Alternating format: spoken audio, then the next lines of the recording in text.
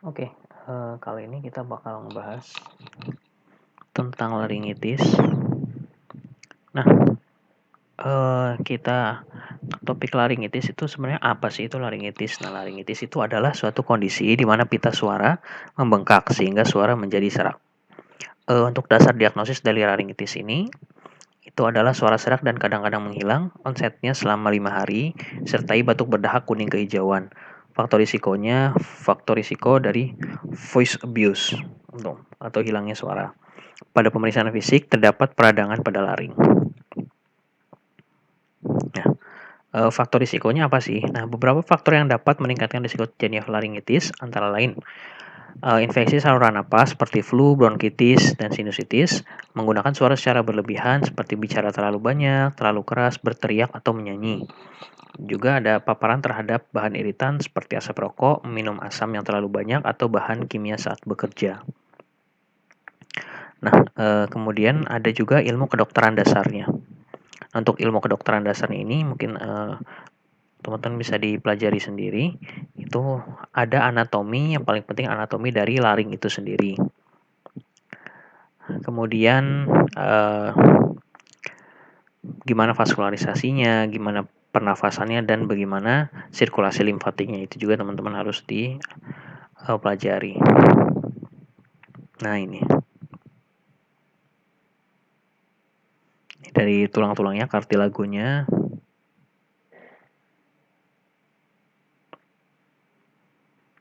ligamen-ligamennya juga. Dari histologi dari laring itu apa aja yang khas pada laring.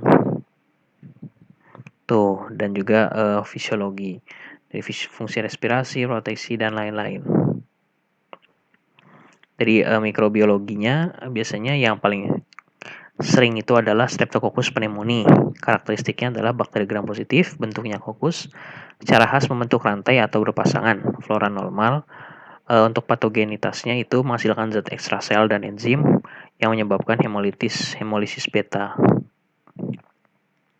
Nah, ini adalah bagan perjalanan penyakitnya atau patogenesis dan patofisiologinya. Yang pertama itu adalah infeksi dari laring ya teman-teman.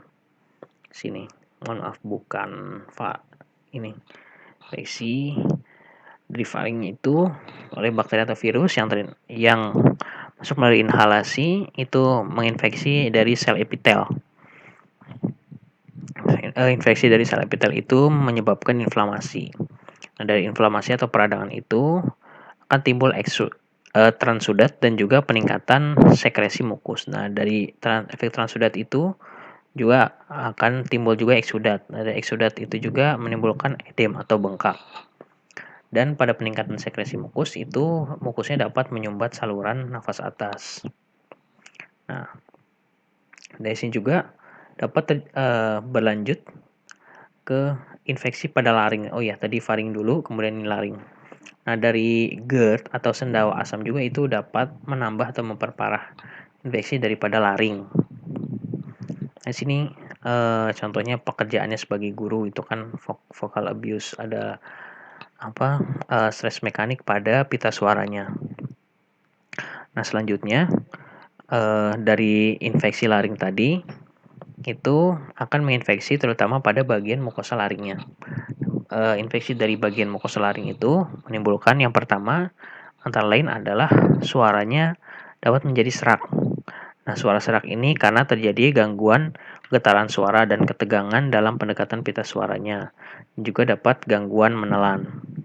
Selanjutnya itu dapat menimbulkan peningkatan mukus. Nah, peningkatan mukus ini berefek kepada yang pertama adalah sesak nafas, yang kedua adalah batuk berdahak yang bisa menyebabkan iritasi pada laring.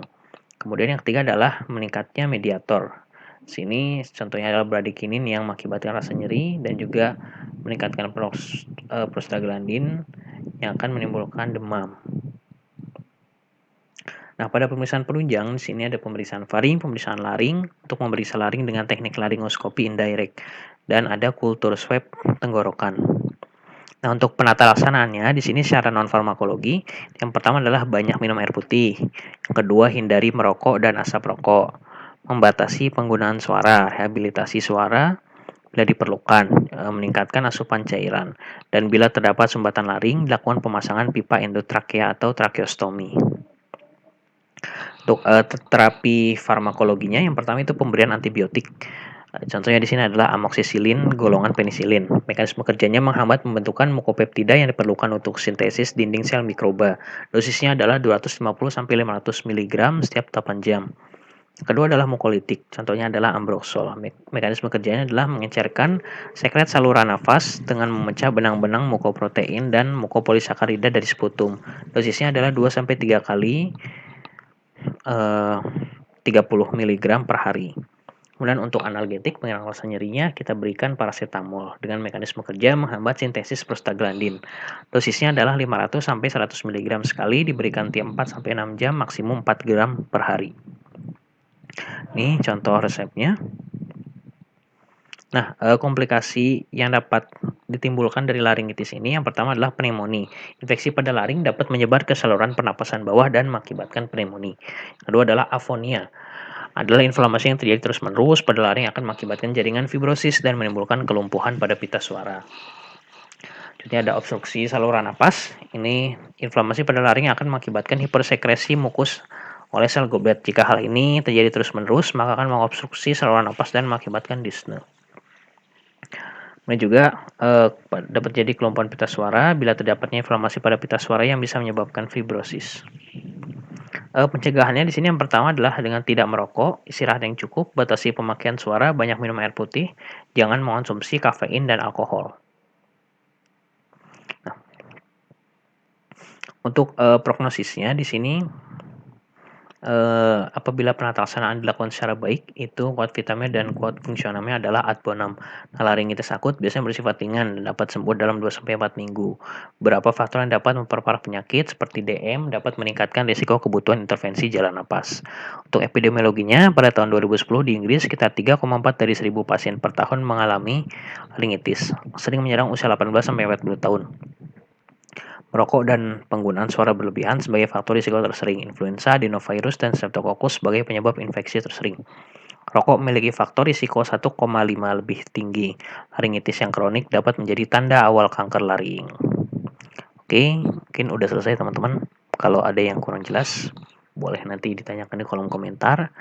Dan jangan lupa klik like, share, komen, dan subscribe supaya lebih semangat lagi bikin atau update video-video selanjutnya. Terima kasih.